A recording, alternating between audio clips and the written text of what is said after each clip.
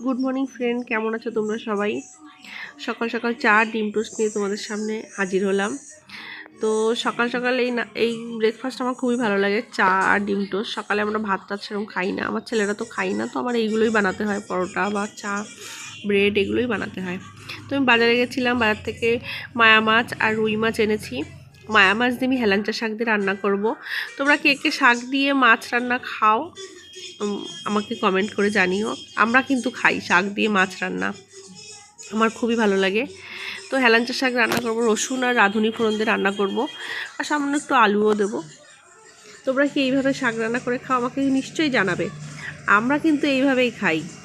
শাক মাছ থাকি তো রান্নাবান্না, যতই একা থাকি না কেন রান্নাবান্না আমার ভালোভাবেই করতে হয়, কেননা ছেলেরা এখন বড় হয়েছে, ওরা স্বাদ বোঝে, ওদের স্বাদ মতোই করতে হয়।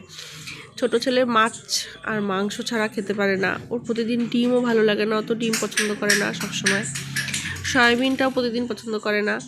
কিন্তু বড় ছেলে ডাল ডিম হলে আর কিচ্ছু লাগে না।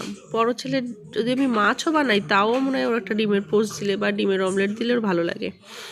তো আমি হেলাঞ্চা শাকের সাথে সাথে আমি যে রুই মাছগুলো এনেছিলাম সেগুলো দিয়ে আমি ফুলকপির তরকারিও বানিয়েছি। রান্নাবান্না সব শেষ হয়ে গেছে, এখন আমি যাব ঘরের কাজ করতে, রান্নাঘর মুছবো, রান্নাঘর পরিষ্কার টরিষ্কার করে স্নান করব, পুজো দেব, তারপরে হচ্ছে ছেলেকে খেতে দেব। তো এখানেই শেষ করছি ভিডিওটি। ভালো লাগলে লাইক করো, কমেন্ট করো, বাই।